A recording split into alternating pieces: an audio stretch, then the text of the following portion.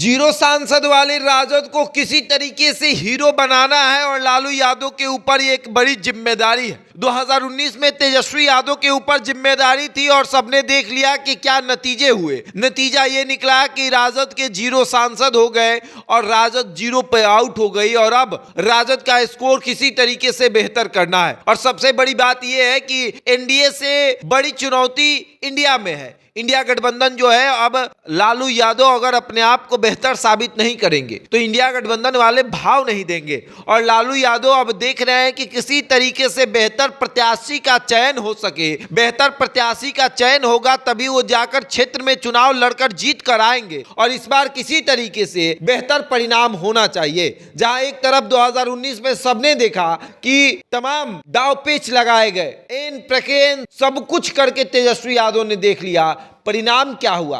परिणाम जीरो, शून्य, कोई नहीं जीता। यहां तक कि 39 सीट जो है वो एनडीए के पाले में चली गई। हालांकि अब 16 सीट पिछले दरवाजे से जो है वो इंडिया गठबंधन महागठबंधन के पास चली आई है, क्योंकि नीतीश कुमार जो है वो भाजपा का साथ छोड़कर चले आए हैं तो वो 16 सीट लेकर आए हैं। तो अभी महागठबंधन के पास 17 सीटें हैं। लेकिन एक बड़ी चुनौती लालू यादव के लिए है कि किसी तरीके से जीरो सांसद वाले राजद को बेहतर परिणाम में लाना है। और अब लालू यादव अपने परिवार के सदस्यों का चयन कर रहे हैं कि इस बार किसको किसको मैदान में उतारना है। सबसे बड़ी चुनौती लालू यादव को यही है कि परिवार के सदस्यों को बेहतर तरीके से मैदान में उतारा जाए। लालू यादव का इशारा सबसे पहले तेज प्रताप यादव को मिला। तेज प्रताप यादव को कहा गया कि वो उजियारपुर लोकसभा क्षेत्र से चुनाव लड़ेंगे और तेज प्रताप यादव तैयारी में लग गए।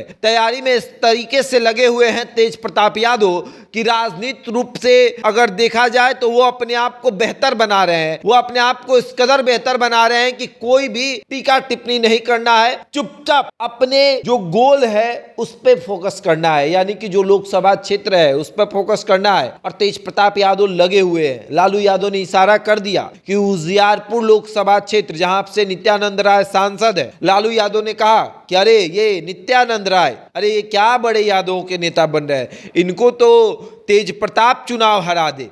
तो समझिए कि एक इशारा है कि तेज प्रताप यादव उजियारपुर लोकसभा क्षेत्र से चुनाव लड़ेंगे। इसके पीछे सबसे बड़ी वजह यह बताई गई कि लगातार तेज प्रताप यादव सारण जा रहे थे, छपरा जा रहे थे और छपरा में जाकर एक बड़ी चुनौती दे रहे थे तमाम लोगों को। तो लालू यादव को लगा कि सारण लोकसभा क्षेत्र से कहीं तेज प्रताप चुनाव ना लड़ ले। तो ऐसे में लालू यादव ने तेज प्रताप यादव को उजियारपुर की तरफ रुख करने को इशारा कर दिया। वहीं बात किया जाए तो मीसा भारती भी इस बार मैदान में है। हालांकि अब समंजस की स्थिति है कि मीसा भारती कहां से चुनाव लड़ेगी, पाटलिपुत्रा या सारण।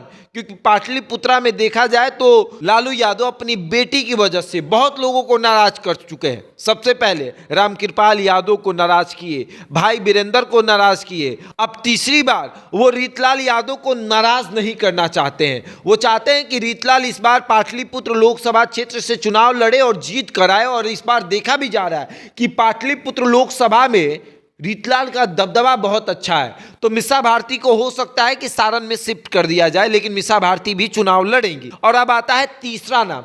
तीसरा नाम लालू परिवार से रोहिणी आचार्य का है। रोहिणी आचार्य इस बार राजनीति में एंट्री करेंगी। कारण ये कि उन्होंने अपने पिता को जीवन दान दिया है और पिता भी चाहते हैं कि हम अपनी बेटी को पुरस्कार के रूप में कुछ दे, तो उनकी राजनीति में एंट्री कराते हैं, उनको लोकसभा भेजते हैं। और यदि मीसा भारती लोकसभा जीत जाती हैं तो हो सकता है कि रोहिणी आचार्य को राज्यसभा भेज दिया जाए, ये भी हो सकता है। लेकिन लोकसभा लड़ाने की तैयारी में लगे हुए हैं लालू यादव। लालू यादव चाहते हैं कि उनके परिवार के इन 3 सदस्यों को लोकसभा लड़ाया जाए। बहरहाल आपकी क्या राय है कमेंट बॉक्स में हमें जरूर बताएं। बहरहाल इस खबर में इतना ही, बने रहे हमारे साथ और देखते रहे द इंडिया टॉप।